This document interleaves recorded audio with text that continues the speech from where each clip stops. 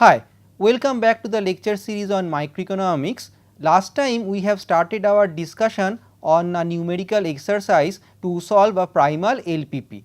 So, now we are going to see how graphical method could be used to find the optimal solution for the linear programming problem that we have stated earlier. So, let us look at the objective function that is a linear function to start with, and here we have the technical constraints in the slack form, and here we have the non-negativity constraints, right. So, in the graphical method we have to first plot the technical constraints as linear functions or straight lines. So, to do that we have to assume the slack variables take 0 values. So, if we assume so, then let me show you how we can draw 3 constraint lines in this case. Let us first start with the input constraint number 1, and here we have to assume that the slack variable S1 takes 0 value, and if that is the case, then we can draw this blue line, and this is basically my constraint number 1.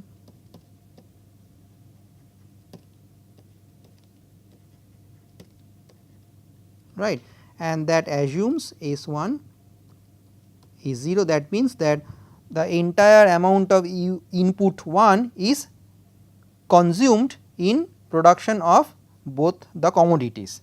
So, now let us move on to the second input constraint. So, if we want to plot a linear input constraint, then we have to assume the slack variable S2 value is 0, and if we do so, then we can plot this constraint for input number 2 as this green straight line.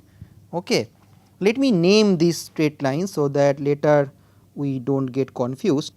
Let us now move to the constraint number 3. So, in the case of constraint number 3, we have to follow the same approach, and we can assume the 0 value for the slack variable S3, so that we can plot, and if we do so, then we get a straight line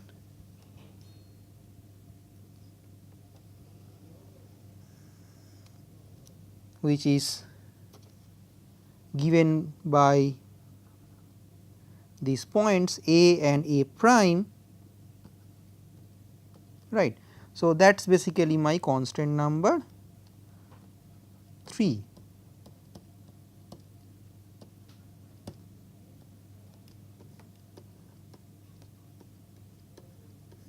Okay. So, the theory of linear programming problem says that solution of a linear programming problem actually is situated at one of the corner points of the feasible solution space. So, in this graph let us now mark the feasible solution space. So, let us now look at a point on the A prime line. So, let me name this point as P. So, here at point P the constraint number 3 is satisfied, but the constraints number 1 and 2 are violated, right. Okay. So, let us now talk about a point on the line CD, and let me denote this point by Q. So, at point Q you see that the constraint number 3 is met, constraint number 2 is also met, but constraint number 1 is violated. So, basically what do we see? We see that there is an area in this solution space which satisfies all 3 constraints, right, and that is given by this shaded area, and there is an intersection point here. Okay. So, let me name that intersection point as E. Okay. So, basically this shaded area is known as feasible solution space.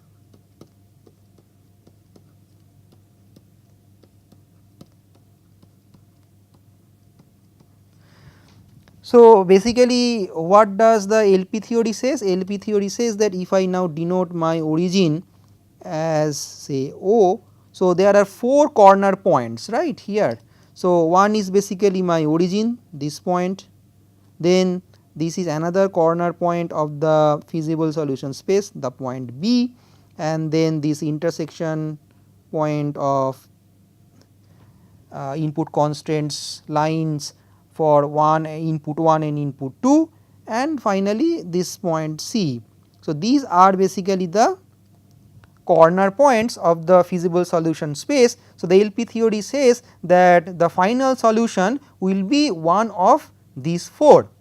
So, now I am going to show you the value of the objective function evaluated at this intersection point E, and I am going to show that we will get back that value 8 that we have derived earlier by using algebra, but now I leave it up to you to find the objective function value evaluated at the other corner points. If you evaluate the objective function at other 3 corner points, then you will see that the value of the objective function is less than what is obtained at the intersection point E. So, the intersection point or the corner point E gives the solution to this profit maximizing LPP. So, now let us look at the graph again to see the optimal point which gives us the profit maximizing solution to this LP problem.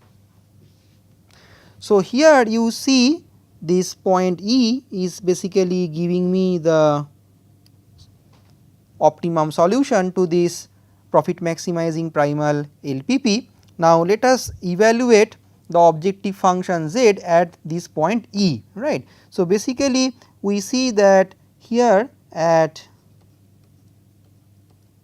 the intersection point E we get Q1 star equal to 1 and Q2 star equal to 2, and then we have. So, what about the slack variables? So, these are the optimized values of the slack variables.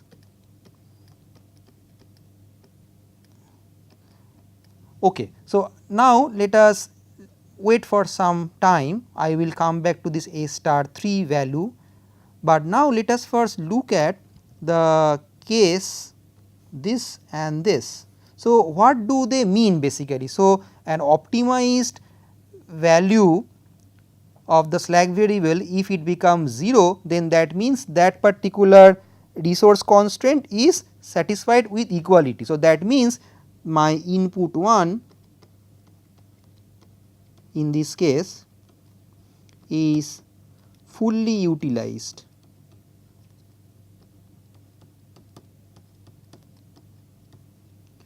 Well, how do I know? I know it for sure because the point E lies on the constant number 1, which is given by the blue line. Now, let us move to the A star 2 value, which is also equal to 0. So, this signifies my input 2 is also fully utilized, that is why the slack variable takes 0 value. Well, how do I know? I know it for sure because the point E also lies on the constraint line for input 2, which is given by the green line CD, right. So, now let us look at the interesting case of input 3. Now, here the point E actually lies within the area which is covered by the axis and the boundary line for input 3, which is given by this brown line A prime. So, what does that mean? So, the point E, when it is lying inside the area below the input boundary line for input 3, that means that my input 3 is not fully utilized. So, that means that there will be some value for the slack variable, some positive value for the slack variable. How to obtain? Let us see that. So, now we will move to the input constant number 3.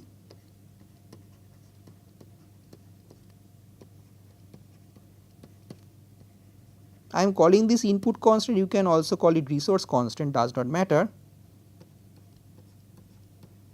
Okay. So, now you plug these values of optimized the optimal values of q1 star and q2 star. So, basically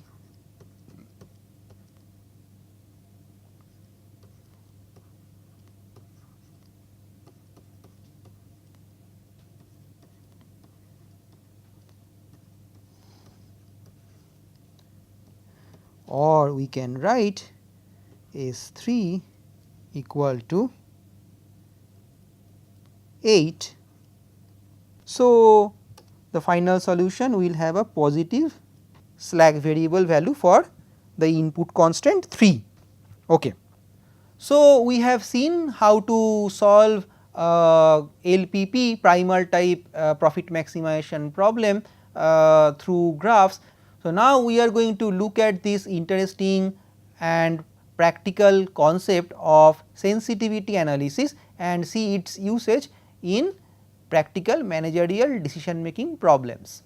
So, what do we mean by sensitivity analysis? By sensitivity analysis we mean if there is a change in the parameter values in LPP, then how it is going to impact the objective function value. So, here we have assumed several values as parameters in solving the LPP, right, but how we can be so sure about these values. So, if there is some small change in the parameter value, it may or may not have an impact on the objective function. So, sensitivity analysis actually helps us to study that fact.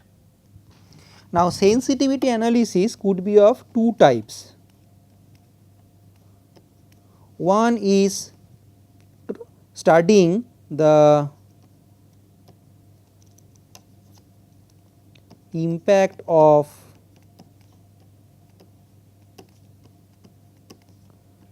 change in the RHS parameters in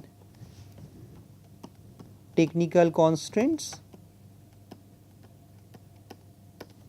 and the second one is basically impact of change in the objective function coefficient.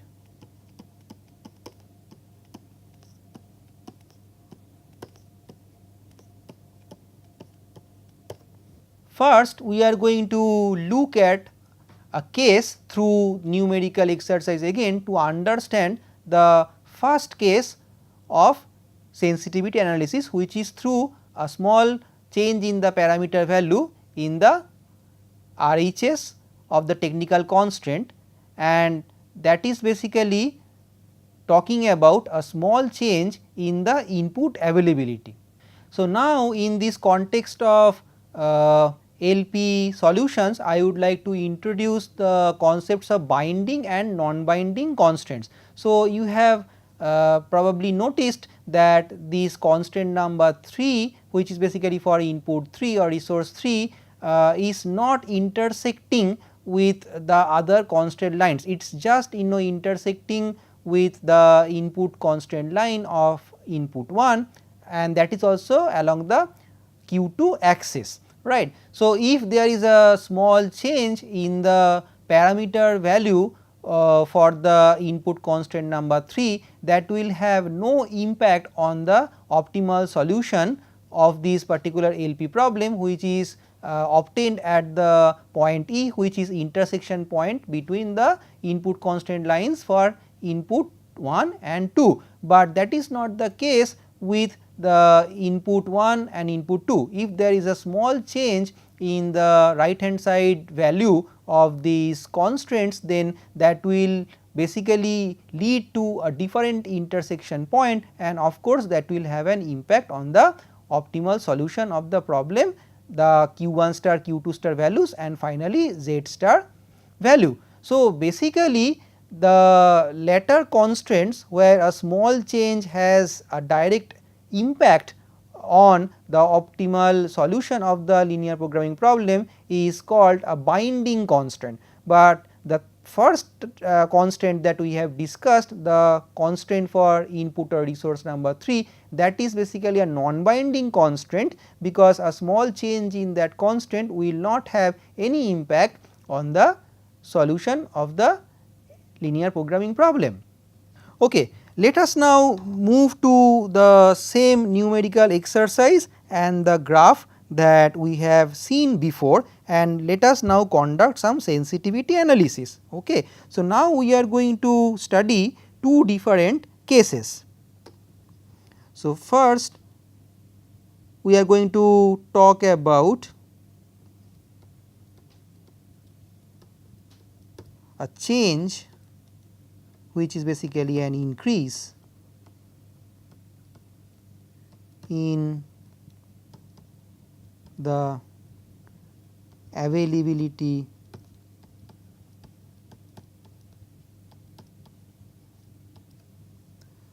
of resource or input 1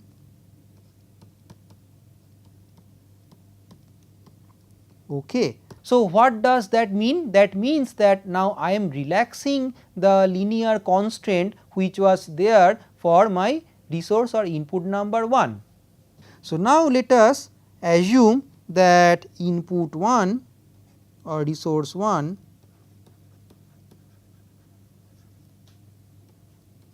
availability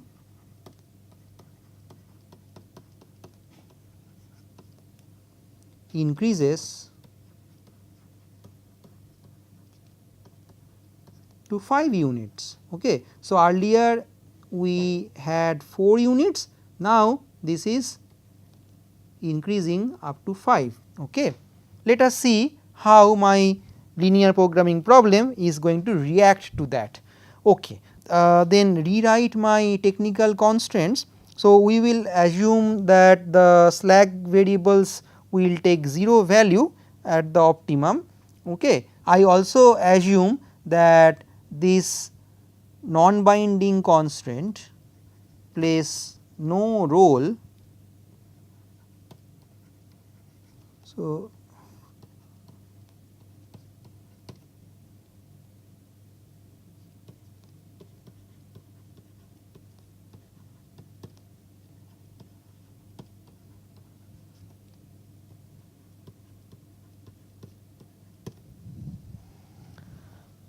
okay. So, now I am going to assume that non-binding constraint does not play a role in my LP solution. So, I can safely ignore that, and I assume that at the point E, the optimum point, at the optimal solution the slack variables take 0 values, S1 star and S2 star are basically zeros. So, then in that case we can rewrite the first two technical constraints as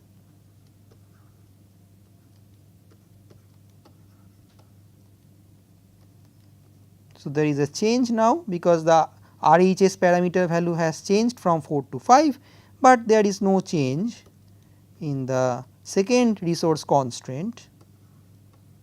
Okay. So, earlier the RHS parameter value was 5, now also it is 5. Okay. So, now let me give these equations some number. Okay. So, now I can plug equation number 2 in equation number 1 to in order to solve for q1 and q2, and I am skipping some steps, but you can check that the solution will be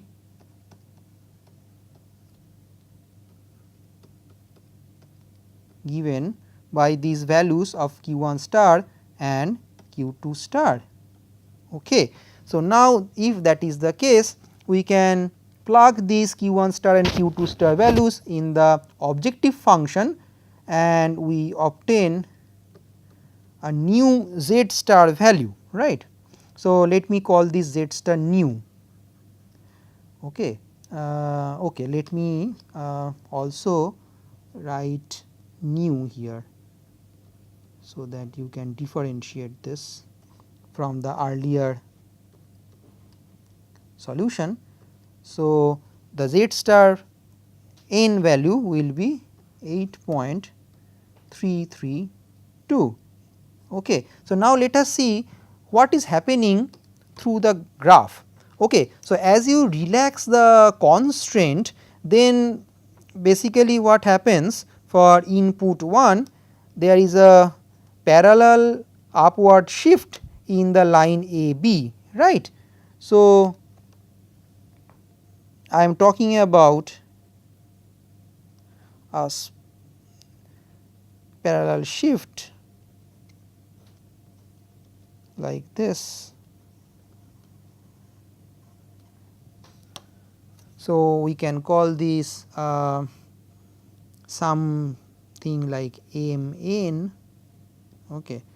And now note that there will be a new intersection point here, let me call this E prime. Okay. And of course, you can see that the Q2 star value will be little less than 2 and Q1 star value will be little less than 1, and this is what we have obtained.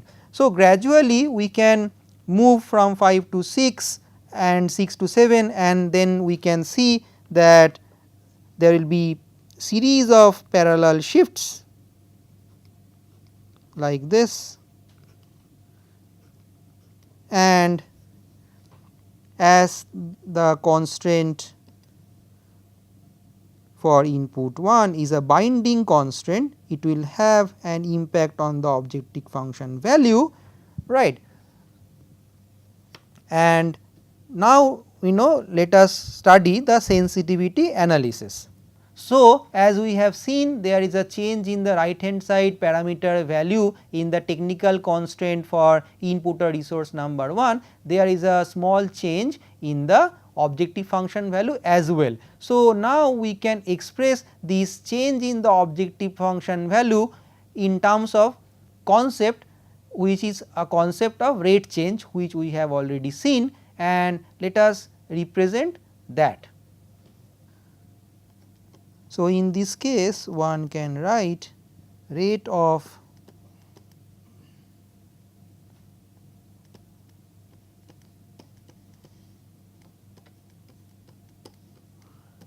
net profit change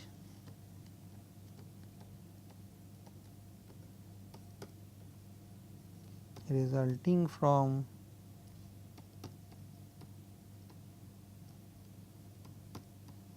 increasing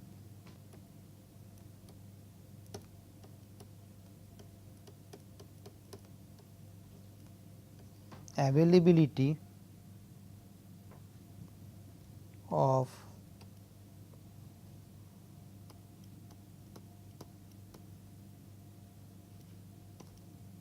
resource or input number 1, and that is basically Z star n, which is basically Z evaluated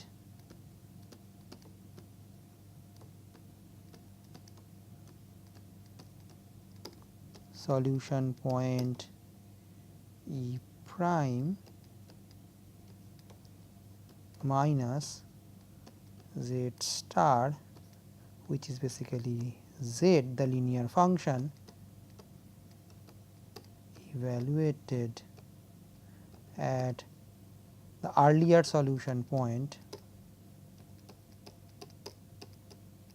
E, right, and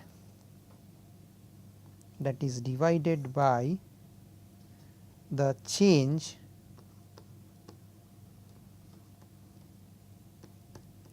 in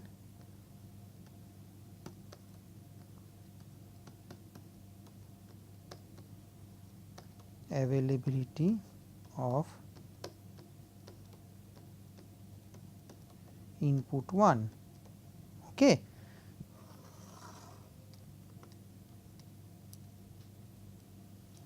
Okay. So, here I get 8.332 minus 8 divided by 5 minus 4,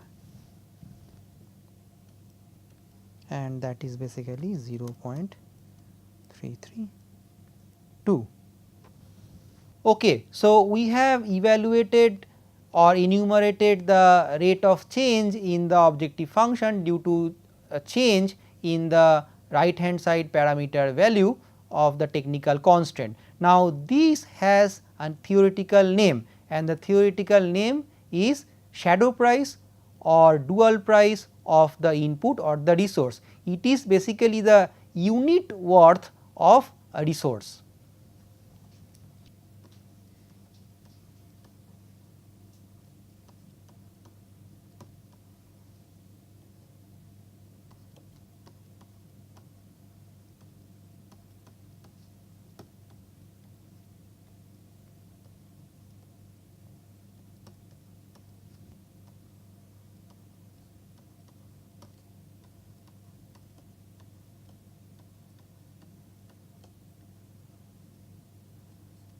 So, why it is called the shadow price or the unit worth of a resource? It is simple. So, if the farm gets lucky to use one more unit of the input 1 or resource 1, in this case the net profit of the farm increases by 0.332 rupees or dollar, whatever monetary unit we are measuring net profit in, net profit. And so, that means that the actual value or the true value of one unit of input 1 or resource 1 is basically this amount of money. Now, that is why it is called the true worth of or unit worth of the resource. But why it is called the shadow price or dual price? Because we will look at the duality problem later on. For the same primal problem, you will see that these are the prices which are exactly solved in the dual linear programming problem. This is called shadow price of the input because actually the input is bought and sold in the market at some price. If we assume that, then this price is not that particular price. So, the price that here we have derived is basically from the mathematical exercise. So, this is known as the shadow price because there is no link between the market price of this particular input if it exists at all. We started the discussion saying that there can be many inputs in short run whose availability are fixed, and some inputs can be of that sort where the price is not readily available in the market. So, we can actually use the linear programming problem, the dual problem, to get some proxy input prices for those type of inputs. So, here that is why this is known as the shadow price. So, it does not say that if the farm visits input market to purchase one unit of this resource 1, then the farm actually is paying 0.332 rupees or dollar per unit of the input. It is saying that if it employs one unit of resource 1 or input 1, then its net profit is going to go up by 0.332 dollars or rupees. So, this is the maximum amount that the farm will be willing to pay to purchase one unit of the resource. So, we are going to continue our discussion on sensitivity analysis in the linear programming problem in the next lecture as well.